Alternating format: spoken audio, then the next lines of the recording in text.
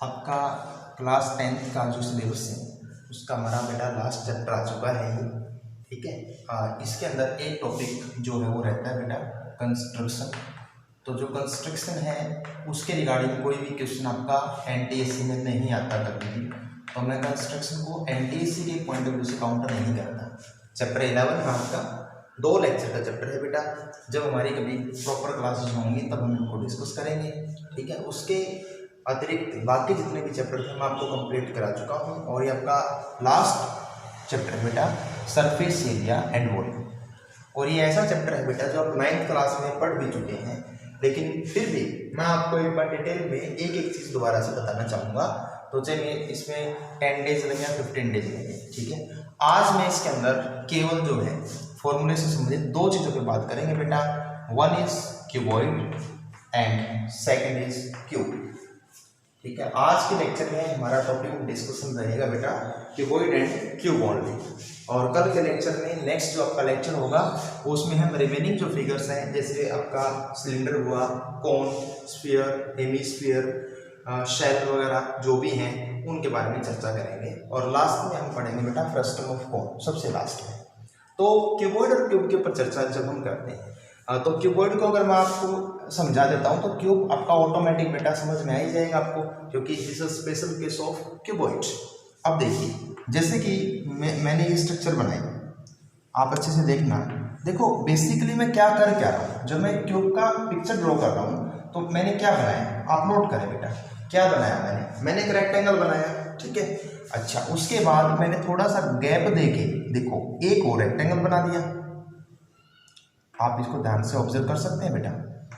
तो मैंने बनाया क्या है बेटा, मैंने 2 रेक्टेंगल बनाए हैं, एक रेक्टेंगल यहाँ पे, एक रेक्टेंगल थोड़ा लिटिल बिट इससे बाहर भी और इससे डाउनवर्ड भी। ये गैप और ये गैप ऑलमोस्ट आपका सेम होना चाहिए। तो उसके बाद हम क्या करते हैं, उसके बाद हम बेटा इनको ज्वाइन कर लेते हैं, इन पॉइंट्स को। मतलब मुझे करना क्या है, मेरे पास 2 रेक्टेंगल थे तो 4 तो वर्टेक्स इस रेक्टेंगल के हो गए बेटा, और 4 वर्टेक्स इस रेक्टेंगल के हो गए। तो मैं इन चारों वर्टेक्स को आपस में ज्वाइन कर दूंगा, ठीक है। जैसे ही मैंने ये वर्टेक्स को आपस में ज्वाइन किया तो जो फिगर आपके सामने आएगी, ठीक है, वो रिप्रेजेंट करती है बेटा एक रूम को। और रूम जो होता है वो आपके पास मोस्टली क्यूबॉइडल होता है, क्यूबिकल भी हो सकता है, लेकिन हमने आज इस रूम को जो शेप दी, जो डिजाइन दिया, दैट इज अ क्यूब। तो आपने देखा कि 2D में मैंने 2 रेक्टेंगल ड्रॉ किए और फिर उनके वर्टिसेस को रेस्पेक्टिव ज्वाइन करके एक ऐसी फिगर बनाई जो आपको just like a 3D view दे रही है, जैसे चौका बॉक्स है या मान लीजिए कोई भी रूम है। तो अब कुल मिला के नंबर ऑफ रेक्टेंगल्स कितने हैं देखो, एक ही पॉइंट पे मैं आपके साथ चर्चा करना चाहता हूँ। Number of rectangles, how many rectangles I used in drawing a cuboid. Number of rectangles मैंने कितने यूज किए, आई यूज्ड, आप कहेंगे सर आपने 2 रेक्टेंगल यूज किए। नहीं बेटा, 2 रेक्टेंगल तो मैंने वो यूज किए जो मैंने आपको बताए, कौन कौन से, जो आपके डार्क लाइन से ड्रॉ किए गए हैं। 2 रेक्टेंगल तो ये हैं, इसके अतिरिक्त मैंने 4 रेक्टेंगल और भी ले लिए जो आपको मैंने बताए बिना बताए। कैसे, जैसे देखो ये 2 डार्क लाइन बेटा और ये 2 डॉटेड लाइन, इनसे भी एक रेक्टेंगल बनता। इसी प्रकार इसकी बिल्कुल फ्रंट वॉल होगी, वो भी एक रेक्टेंगल है, 2 रेक्टेंगल हो गए। एक जो आपका फ्लोर बना, जो फर्श बना, वो भी रेक्टेंगल की शेप है, और जो इसकी रूफ है, जो छत है, वो भी क्या है, रेक्टेंगुलर शेप में है। तो टोटल हमने यहाँ पे कितने रेक्टेंगल्स यूज किए हुए हैं, 6 रेक्टेंगल्स यूज किए हुए हैं। ये 6 रेक्टेंगल्स बेटा क्या होते हैं, 2 के यहाँ 3 पेयर बनते हैं, इनको 2 के 3 पेयर में डिवाइड कर सकते हैं। जैसे 2 को हम ये कहने कि आप ये कह सकते हो फ्लोर एंड सीलिंग, ठीक है। 2 रेक्टेंगल ने बनाया बेटा floor and ceiling, they have the equal area, इन दोनों का एरिया बेटा इक्वल होता है। इसी तरह से 2 ने आपको क्या दिया बेटा, लेफ्ट और राइट वॉल दी, लेफ्ट वॉल और राइट वॉल। और इसी प्रकार से 2 ने आपको क्या दिया बेटा, फ्रंट एंड बैक, ठीक है, फ्रंट एंड बैक वॉल, दीवारें, बैक साइड वाली और फ्रंट साइड वाली दीवारें दी। तो इस तरह से हम 2 के इसमें कितने ग्रुप बना सकते हैं बेटा, 3 ग्रुप बना सकते हैं। तो देखिए नंबर ऑफ रेक्टेंगल्स मैंने आपको बताया, अभी मेरे पास कितने रेक्टेंगल्स हैं बेटा, 6 रेक्टेंगल हैं। ये जो नंबर ऑफ रेक्टेंगल्स है ना, ये एक्चुअली आपके पास क्या कहलाते हैं, number of faces, number of faces in cuboid. तो क्यूबॉइड में कितने फेस हुए बेटा, टोटल 6 फेस हुए। उनकी शेप कैसी है, वो दिखने में कैसे हैं, रेक्टेंगुलर है। और अगर हम बात करें क्यूबॉइड के अंदर किसकी, वर्टिसेस की। कीवर्ड में हम किसकी बात करें, वर्टिसेस की। तो वर्टिसेस में कितने हैं आप काउंट कर सकते हो बेटा, ये जो है ये वर्टिसेस कहलाते हैं, एंड पॉइंट जो कॉर्नर पॉइंट होते हैं। तो 4 तो आपके पास नीचे हैं और 4 आपके पास ऊपर है। तो नंबर ऑफ वर्टिसेस कितने हो गए हमारे पास, 8। We have the 8 vertices in a cuboid. Naming कर देते हैं बेटा इनकी, जैसे A B C D E F G H, ठीक है। 8 वर्टिसेस हमारे पास टोटल है।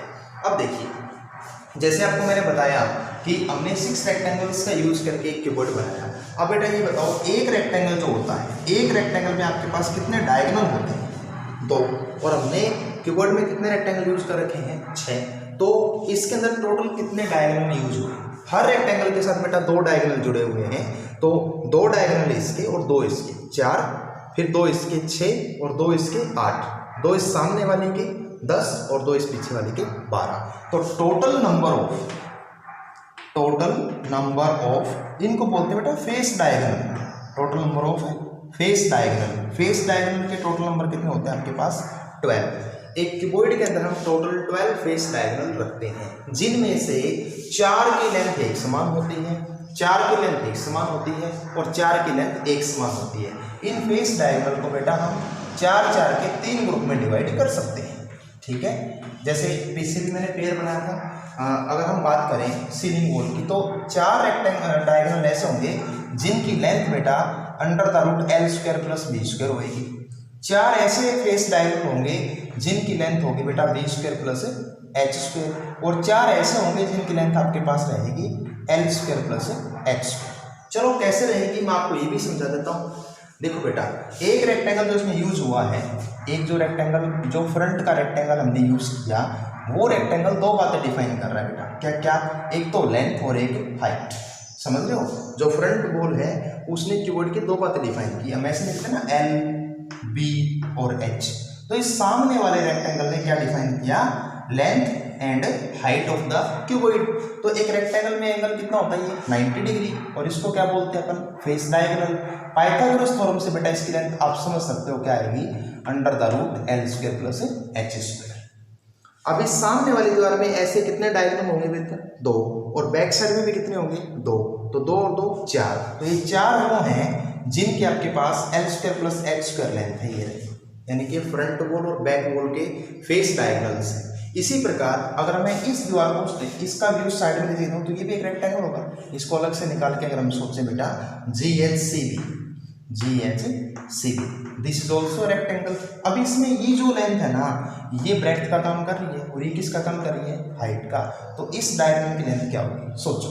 इसकी लेंथ होगी आपके पास B² + H² का √। और ऐसे डायगोनल भी कितने होंगे, 4, क्योंकि 2 तो यही हो गए और 2 इसके पैरेलल जो वॉल होगी उसके अंदर हो जाएंगे।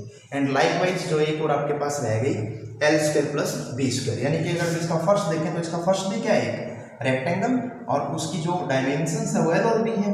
तो रेक्टेंगल की लेंथ L हो, ब्रेड्थ B हो, तो डायगोनल की लेंथ क्या आएगी बेटा, L² + B²। इनको हम कहते हैं फेस डायगोनल। इसके बाद आता है हमारे पास बॉडी डायगोनल, ठीक है। बॉडी डायगोनल क्या होता है, देखिए बॉडी डायगोनल के लिए मुझे क्या करना होगा, अपोजिट वर्टेक्स को ज्वाइन करना होगा। जैसे देखो मेरे पास अपोजिट वर्टेक्स यहाँ पर डेफिनेशन क्या रहेगी बेटा, जैसे देखिए ये मैं एक तो इसमें ले लेता हूँ बेटा, ये वाला फ्लोर। तो फ्लोर का अपोजिट कौन है, सीलिंग। एक मैंने ये वॉल ली, इसके अपोजिट कौन सी है, ये वॉल।